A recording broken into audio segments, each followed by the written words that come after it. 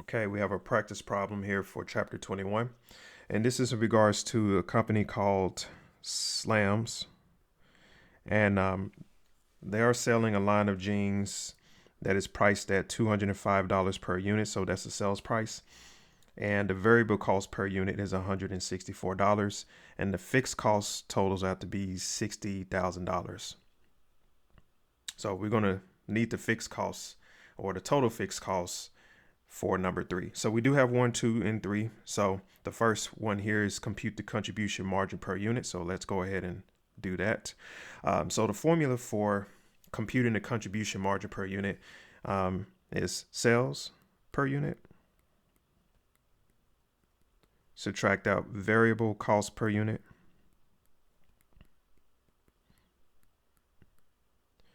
which will give us our contribution margin per unit.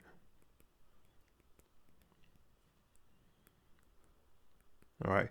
And the contribution margin per unit is that calculation is to determine what is left over to cover your fixed costs, because the fixed costs does not go away. They're there. So every single period or every single month, the fixed cost is what it is. So if it's $100,000 in fixed costs that is required for you to pay in order to operate your business on a monthly basis, that's how it's going to be for the whole year. So it's going to be $100,000, for example, for the month of February, $100,000 for March, $100,000 for April, so on and so forth. So that's not going to change. So what is important is to ensure that the margin that is necessary for you to contribute to the fixed cost, so pay off your fixed costs, should be, calculated, and hopefully when you get to your contribution margin, taking your sales from your variable costs, that you do have enough to pay off your fixed costs. So that's the whole point in this. And this is an internal matter. Okay. So sales per unit, we're just going to do a plug-in. They give us $205 per unit. Variable costs, so $164. So we're going to subtract 164 from 205. That's going to give us $41 as the contribution margin per unit. So that $41 means that this is on a per unit basis. So that means that amount is supposed to contribute to the fixed costs. Now, of course, the fixed costs, they give it to us in total. But the bigger picture is if it's $41 and let's just say 10,000 units were produced, then you can do the math. Whatever that amount is, that amount should or is supposed to cover your total fixed costs. Okay, we go to number two. It says to compute the contribution margin ratio. So the ratio is going to be contribution margin per unit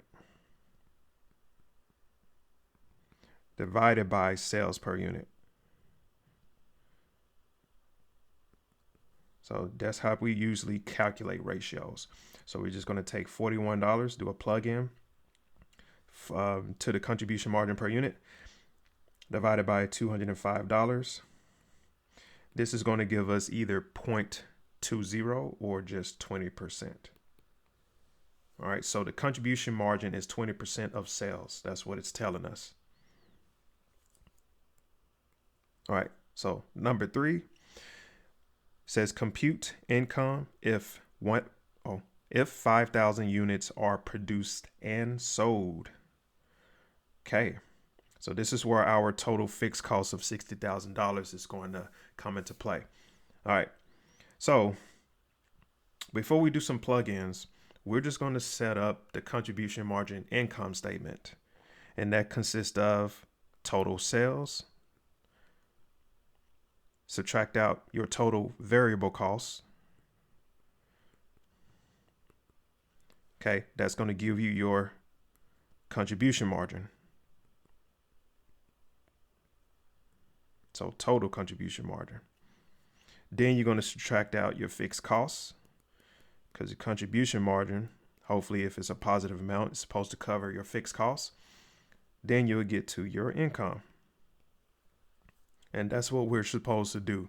Figure out what the income is going to be if 5,000 units were sold. So We're just going to take the 5,000 units that were produced and sold, and we're going to multiply it by the sales per unit of $205. Okay, that's going to give us $1,025,000. Well, $1,025,000. Variable costs, 5,000 units multiplied by 165 or $164 per unit.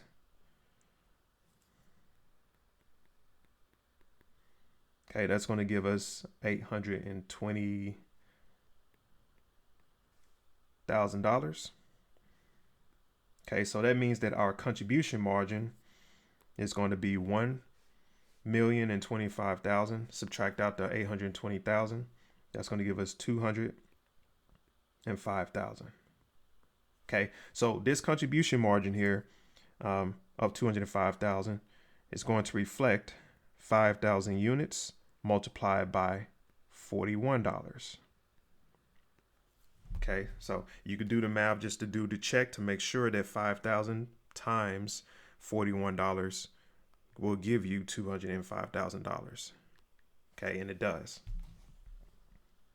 Okay, next we're going to go ahead and subtract out our fixed costs. And this is where we go back up to the scenario, and we're going to grab this total of $60,000 and subtract it from the 205,000. Okay, this is going to be our fixed cost. So our income is going to be 205,000. Subtract out 60,000. It's going to give us $145,000. And that's for number 3.